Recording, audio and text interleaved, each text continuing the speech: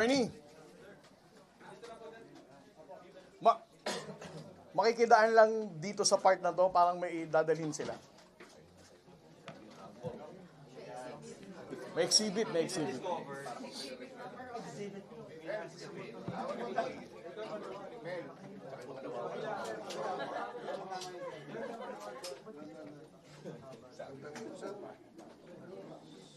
May exhibit, may exhibit. Dito daw. Yes, yes. Tug natin.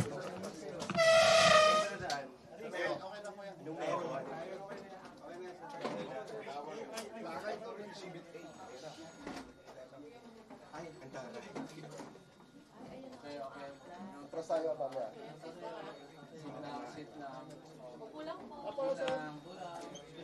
Dito, attorney.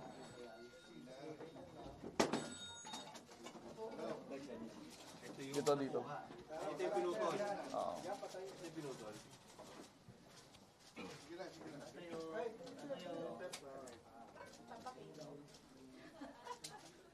Ayun, made in China yan.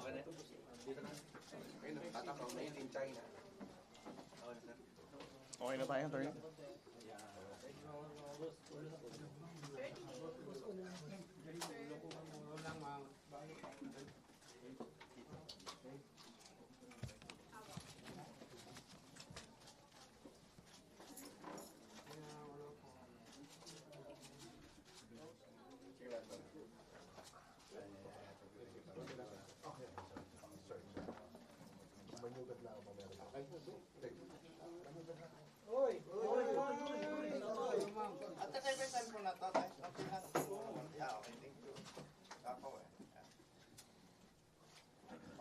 Okay na tayo?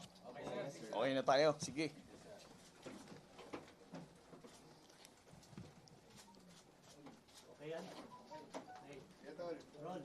Okay.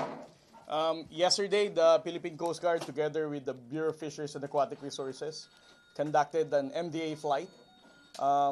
We departed Manila around 8:20 in the morning.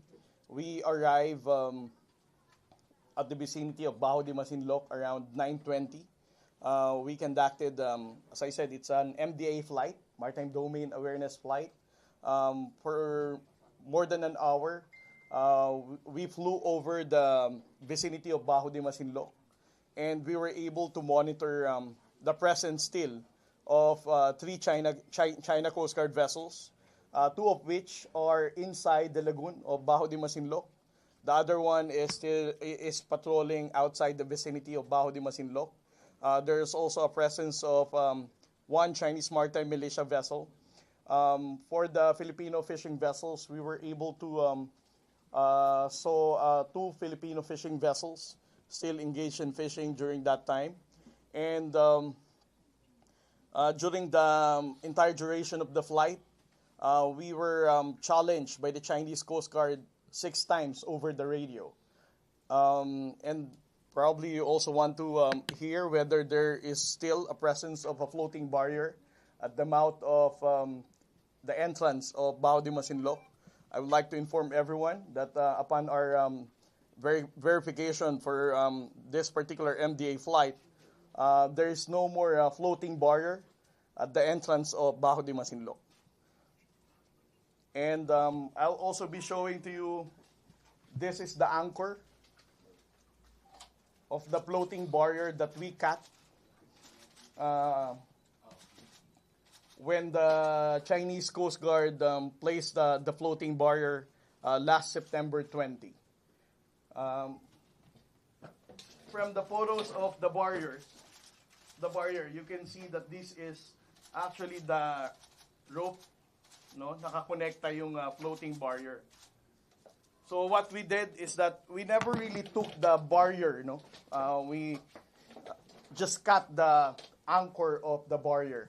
So we don't claim, the Philippine Coast Guard or not, the Philippine government doesn't claim that we are the ones who removed the barrier. What we did is we cut the anchor of the barrier. The reason why you have to cut the anchor of the barrier is that because for each end of the floating barrier, there are two anchors, no? Sa dulo niya, para hindi siya ma-drag nung current and the wind. No? What we did is we cut the anchor on the other end so that it will still be it will be widely open kasi papad pa rin yung barrier. And after the Chinese Coast Guard realized that there is no more anchor kung saan hindi niya na nahaharangan yung mouth ng Bajo de Masinloc, that's the time that they also recovered the entire floating barrier. So I'm open for your questions. So where are now, sir, these floating barriers? You said that you have already recovered them, so where are they? No, we didn't recover. It's the Chinese Coast Guard who recovered their own barrier. What we only did is we cut the anchor and we took the anchor with us. They only have one anchor. It has 2 anchors So where's for the each. other? Hindi, isang nga lang yung kinat namin, ma'am. Para ang mapadpad lang is yung kabilang side. Yes. So, which means that they had no choice but to remove the barriers. I cannot speak for them what are their choices, whether they have spare anchor or what, no? But definitely, when they learned that the floating barrier is no longer serving its purpose, that's the time that they recovered the entire floating barrier.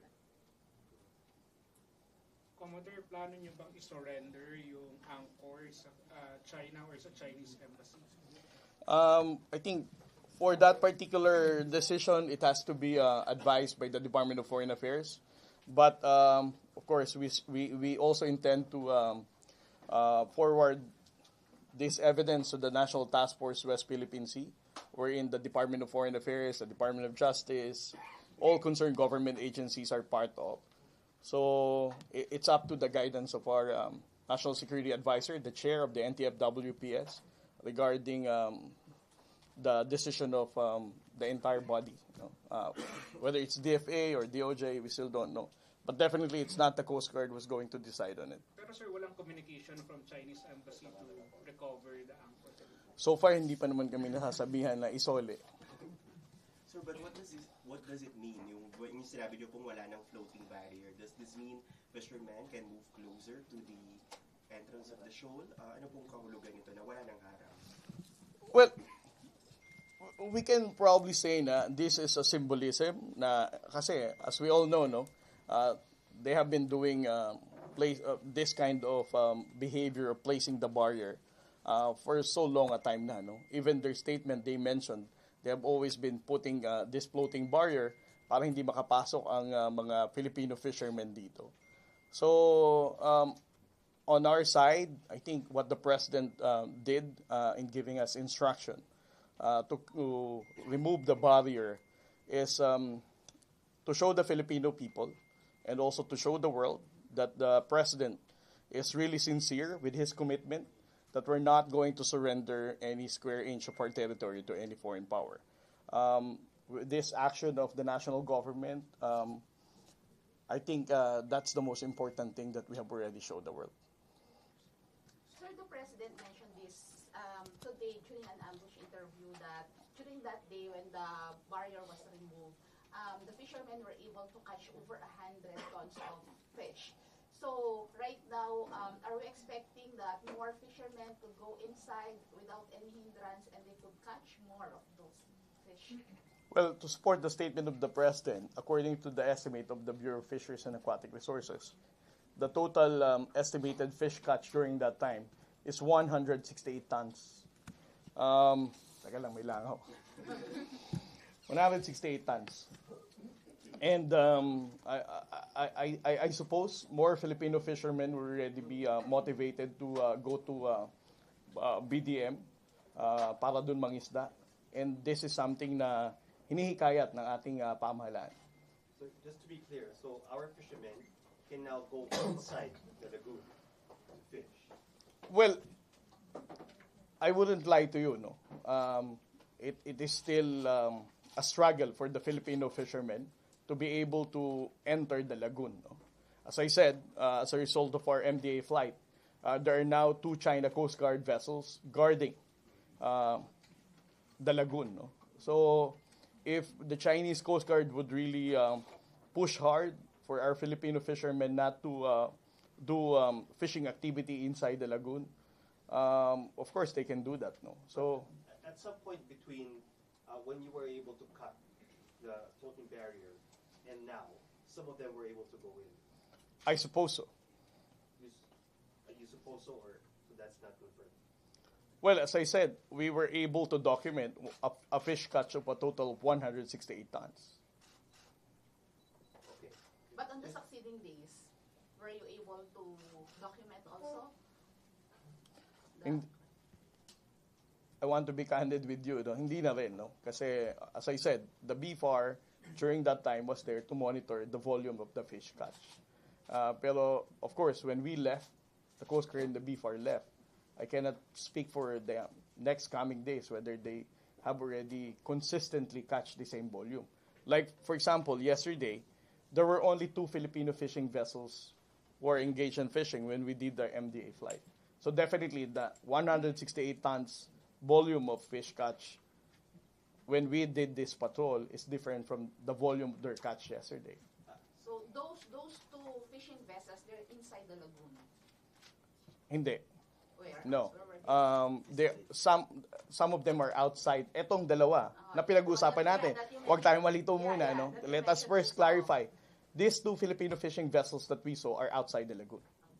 Okay, but when the BFAR vessel was there, so just to be clear, so that we can be accurate, the 168 tons of fish that they were able to catch were from inside the lagoon or from outside? As I said, Barnaby, this I'm not saying that the 54 fishing vessels that we declared are inside the lagoon. What I'm saying is that as far as the estimate of the national government and BFAR, there were 168 tons. But I'm not claiming that those in all Filipino fishing vessels, when we cut the barrier, nandun sila sa lagoon. Not some of them? As I said, the 168 tons was the volume that they catch. But at least they were near the lagoon, not necessarily inside the lagoon. Yes, not necessarily inside the lagoon. Whether they're inside the lagoon, I cannot confirm or deny that. But the mere fact that they were able to catch 168 tons of fish is something that we should really be happy about and to celebrate about, knowing that there are more Filipino fishermen now are engaged in fishing in Bajo de Masinloc. So since that's the case, are we going to deploy more fish, like from BFAR and PCG vessels there, so that our fishermen could at least catch more fish around that area? Well, with the guidance of our President, the Philippine Coast Guard, and the Bureau of Fisheries and Aquatic Resources, although we're not going to be constantly present there, we don't have enough resources to be able to 24/7 ensure the safety and security of our Filipino fishermen. But we are going to increase more presence, but not constant. Commodore, can we get your reaction? A statement from the Chinese Coast Guard says the floating barrier and the net below the floating barrier is fabricated. The mere fact that I have the anchor of the barrier that they laid out, I think I don't really have to respond with that statement that what we reported to the Filipino people that we cut the barrier is a fabricated one. Secondly, in response also to the statement of the Chinese Coast Guard spokesperson, the mere fact that they are admitting on his statement that they really laid out they put the floating barrier in Bajo de Masinloc is a clear, deliberate violation of the international law. The arbitral ruling has already made the decision that Bajo de Masinloc is a traditional fishing ground, not just for the Filipinos, but even for the Chinese and Vietnamese. The mere fact that they are not allowing, and admitting that they are not really allowing Filipino fishermen to go inside the lagoon is a clear violation of that. Sir, what will the Philippines do if the Chinese puts back the floating barriers there? I think for our national government, especially for the Philippine Coast Guard, we no longer need to wait for the instruction of the President, because the mere fact that the instruction was already given, then there is no reason for us to remove it every time that the floating barrier will be reported that it was in place. Sir, the House Foreign Affairs Committee of the United States earlier discussed the incidents surrounding the West Philippine Sea, like the laser incident and then the recent removal of the floating barrier. They said that the Philippine Coast Guard took a bold step in defending their own sovereignty by removing the floating barrier. So maybe this kind of support, sir, from the U.S. Do you have any message on that to the U.S. lawmakers? Well, I think since we started the transparency initiative in exposing the aggressive behavior of China, since the laser incident in February, the swarming incident last March, April, dangerous maneuver, the water cannon, our intention really is to tell the world, not just our allies, the United States, but even other like-minded states, that this is happening in the West Philippine Sea, that China is deliberately violating international law. So right now, hearing it from the U.S. Congress and also the commitment of other countries from the European Union, Japan, Australia, I think we are already gaining headway. We are attaining our objective that now it's not just the Philippines, but these countries are all aware that we really need to condemn and criticize this aggressive behavior of China. Sir, how about your thoughts po? Kasi may statement po nilabas yung China na self-amusement lang doon ng Pilipinas, yung pagkatanggal doon sa floating barriers po sa Bajo de Masinloc.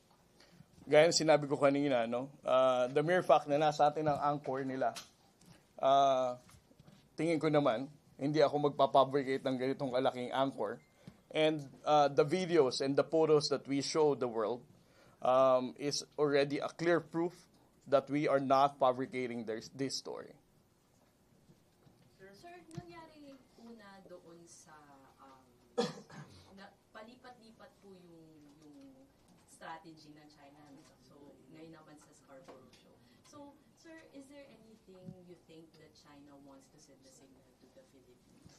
Let me first clarify, the aggressive behavior of China is not of a strategic sense, Nasasabihin natin na after siguro nilang mangharas sa Palawan, sa Bajo de Masinloc naman, or after siguro nilang manila ng coral sa Palawan, sa Scarborough naman, that's not true, What is really happening here is that since we have very limited resources, that's the only time that we can be able to expose whatever aggressive or violation of law that they are committing. For example, teka lang, may motor.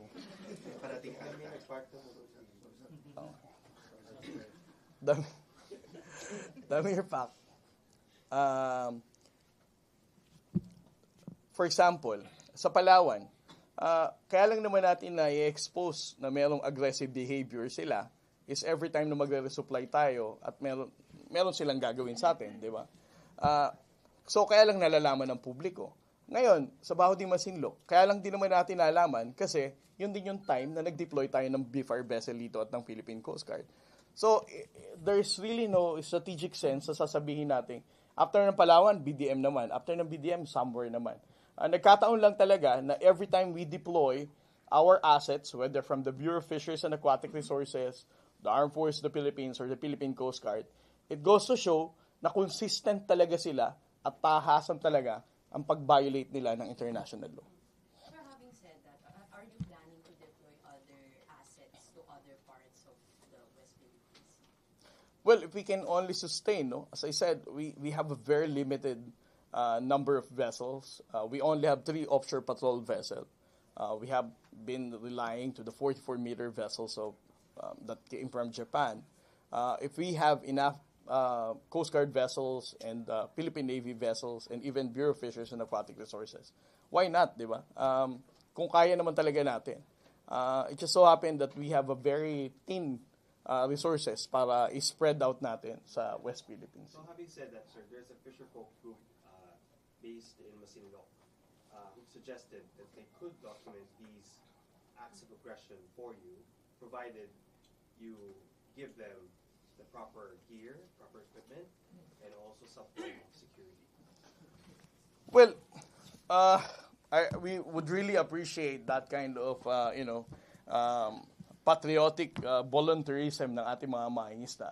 But as far as the national government is concerned, we also don't want to, jeopardize their safety. So I think the national government wouldn't do that, no?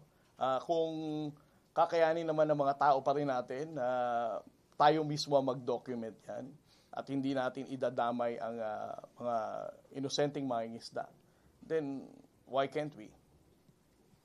Sir, yung number lang ng Chinese vessels that you reported earlier, is it the same or many, mas madami ba or mas konti ever since this barrier incident, sir? The barrier incident, we documented 4 Chinese Coast Guard vessels. And there were also like 2 or 3 Chinese maritime militia. But this time, from above, when we did the MDA flight yesterday, there were only 3 Chinese Coast Guard vessels and 1 Chinese maritime militia. Hindi ko rin alam. No, sir, yung Philippine fishermen boats, were they able to go closer to the reef after the barrier incident? Well, they can be able to go closer within the vicinity. Ang binilang lang talaga natin na i-report ng ating mga na-embed na journalists are those Filipino fishing vessels within the vicinity of Bajo de Masinloc. So, ibig sabihin, yung mas malapit lang talaga. Hindi na natin binili lang yung mga nasa outer rim pa ng Bajo de Masinloc. Sir, and also, ano yung, di ba yung lagoon? We're talking so much about the lagoon. Ano ba yung significance nun? Mas marami pa rin bang isda doon? Or di ba may nagsasabi naman na siraan na rin yung ilalim nun dahil sinira na rin ng China? Ang lagoon, mahalaga kasi siyang pasukin dahil originally, nandun man talaga nagtatago ang mga isda. No?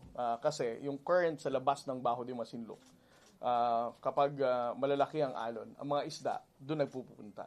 Kasi mas tahimik ang dagat doon because it's covered nung buong bahura. So, mas marami kang isda ng fish catches makukuha doon kumpara sa labas. And at the same time, since enclosed na yon, it will be easier for the fishermen to deploy their nets for them to fish in that area. Sure, and last from me, what is the Philippines' end goal in all of these regarding Bajo de Masinloc?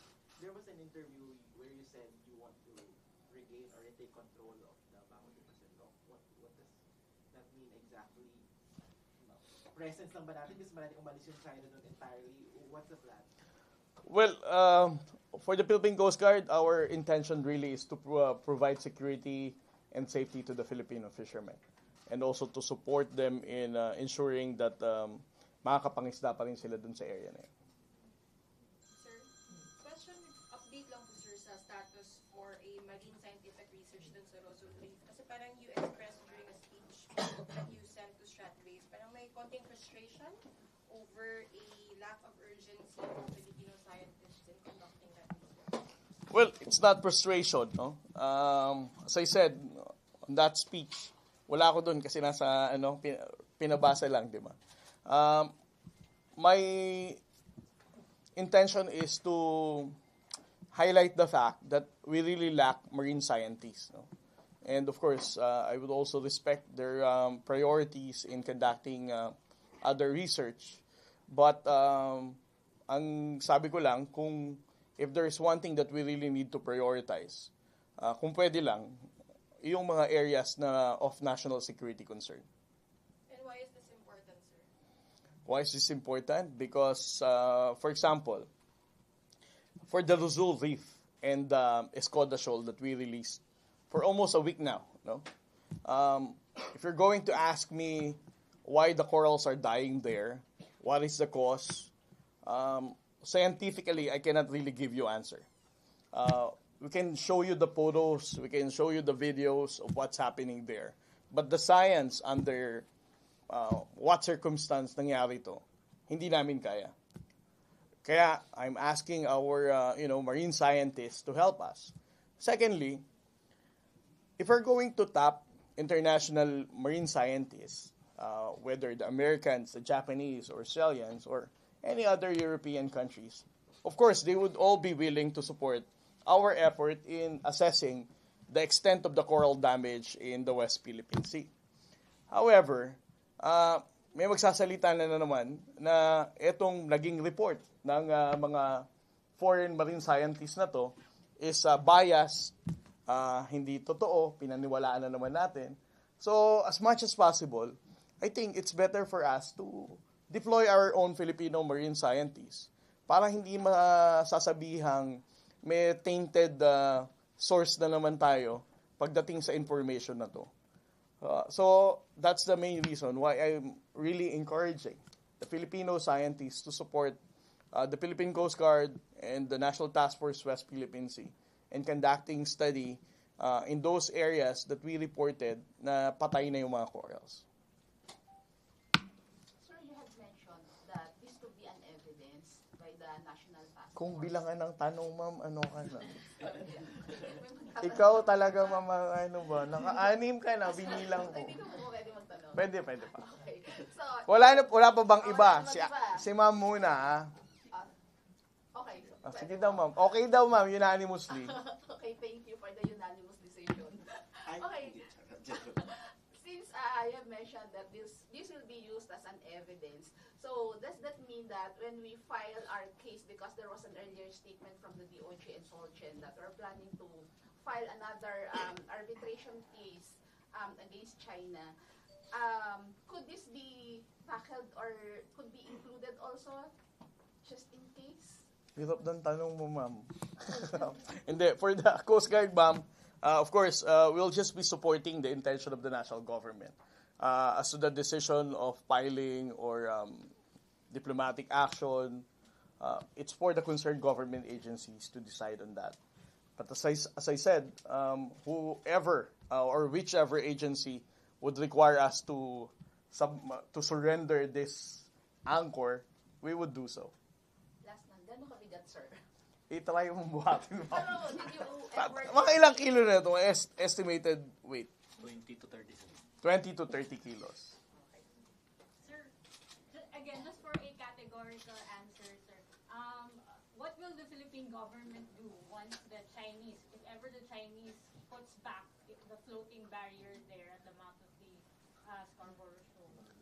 Well, as I said, since our president, bombo radyo na. Ulit. Since our president has already given specific and clear instruction to the Philippine Coast Guard to remove the barrier the first time that we learned about it. In the next coming months, if ever that barrier will once again be in place, the Philippine Coast Guard will do whatever it takes for us to remove the barrier. Miss Birma. Sir, you said earlier that Coast Guard will have a constant monitoring and missions within the Scarborough Shoal.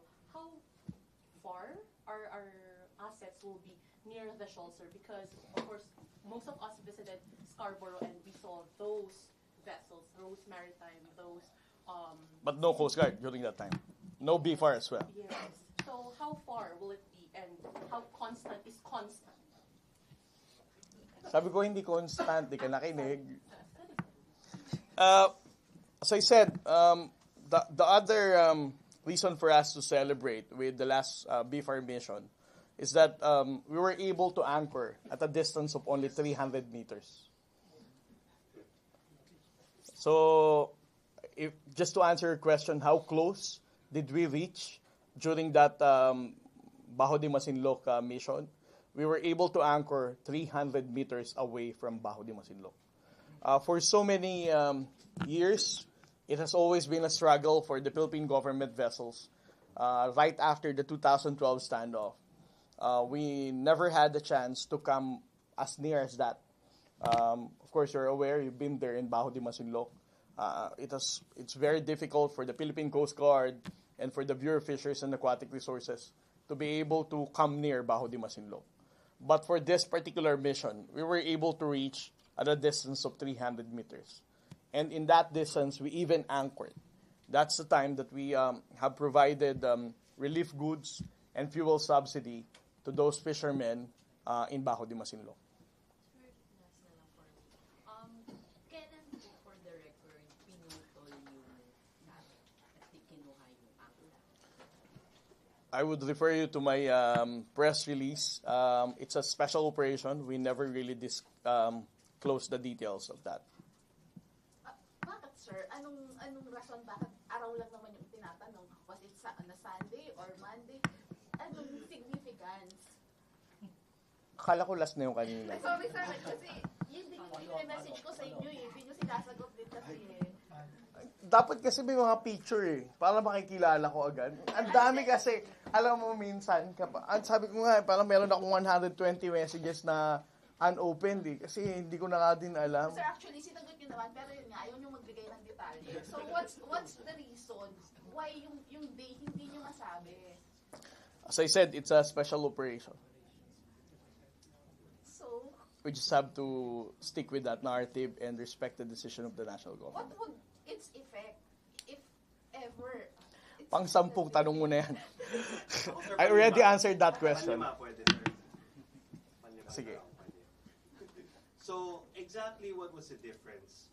How were you able to make it as close as 300 meters to the shoal? Because, for example, when we went to Ayungin, we couldn't even, I couldn't even see Ayungin shoal. We were like 10 nautical miles away. Yes. And they were already cutting us, So, what was the difference? And would you employ the same tactics to be able to get even closer to the shoal?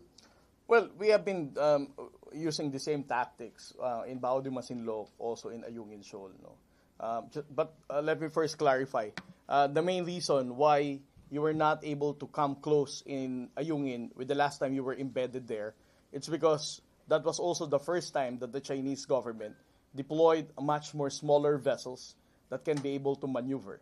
Second, that particular mission, it was also the first time that the Chinese Maritime militia no longer hesitated to support the Chinese Coast Guard in blocking the Philippine government vessels. So, at least for us to understand, no, kung bakit nagkaganon sa Ayungin nung time na yon. But, for the previous resupply mission, previous resupply operation, the Philippine Coast Guard can also come close to Ayungin Shoal prior the entrance ng mga ng mga UM. Nagkataon lang talagang ginalingan nila nung nandun ka. Nalaman nilang nandun ka. Kaya hindi ka nila na Now, for Bajo de Masinloc, ano ang tactics natin with Bajo de Masinloc and Ayungin Shoal? Pretty much the same. I've been relying with the lenses of your camera. We know for a fact that the Chinese Coast Guard, the People's Republic of China as a whole, have this kind of, sensitivity when it comes to your lenses. So, iyan lang naman lagi ang ginagawa natin. No? Unless otherwise, they won't really hesitate to use water cannon to do dangerous maneuver. So, sa Bajo de Masinloc, nung huling mission natin, I also noted that on my press release, that the moment that they realized na meron kaming embedded na media, that's the time na medyo nag-loosen up ang China Coast Guard. Kaya na-outmaneuver natin sila at nakapag-anchor tayo sa Bajo de Masinloc. So, na-outmaneuver? Yes. Because of, not that aggressive, because of your media friends.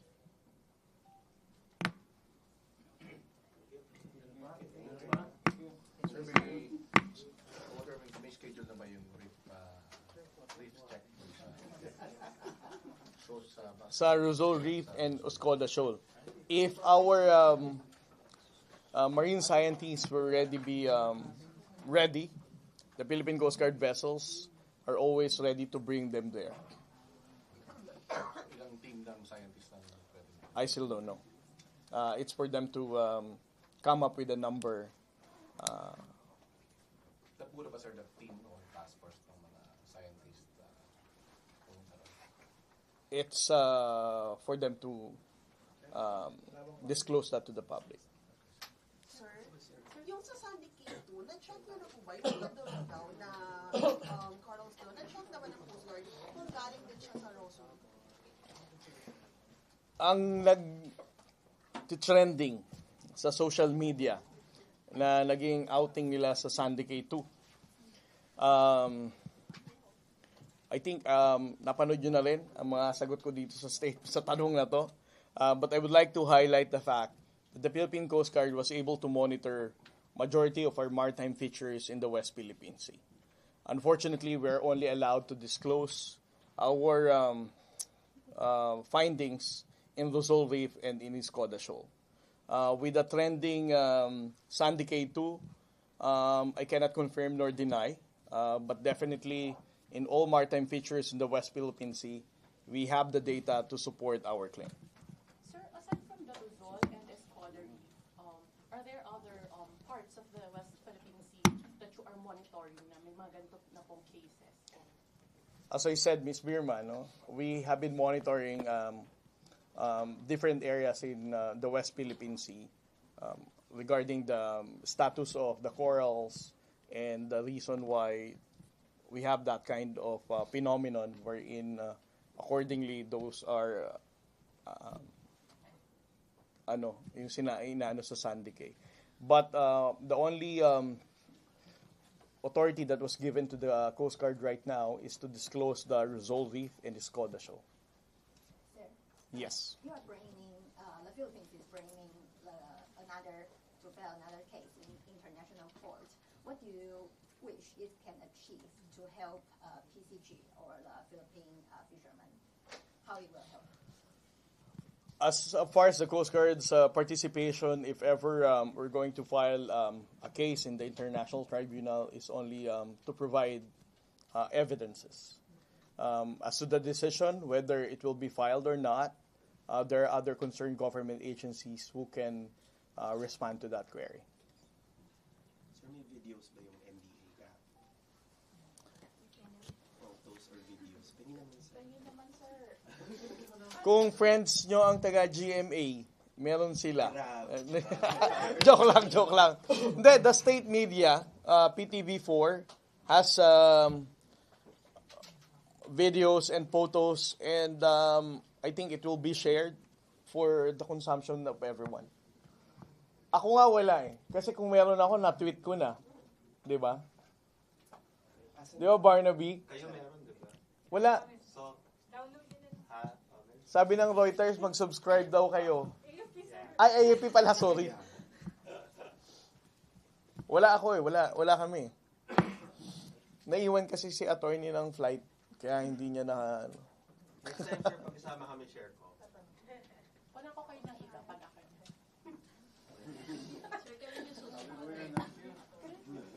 Kailan na susunod na? MDA flight or... Resupply?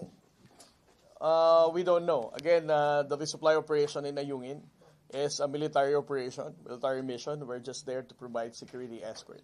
So, as to the details, as to when, we don't know.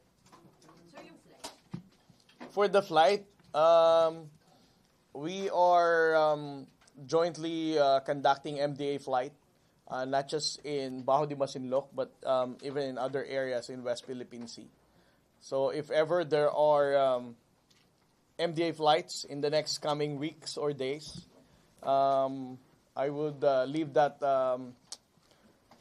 decision to CG2 and to Attorney Ramos para mai-schedule natin lahat.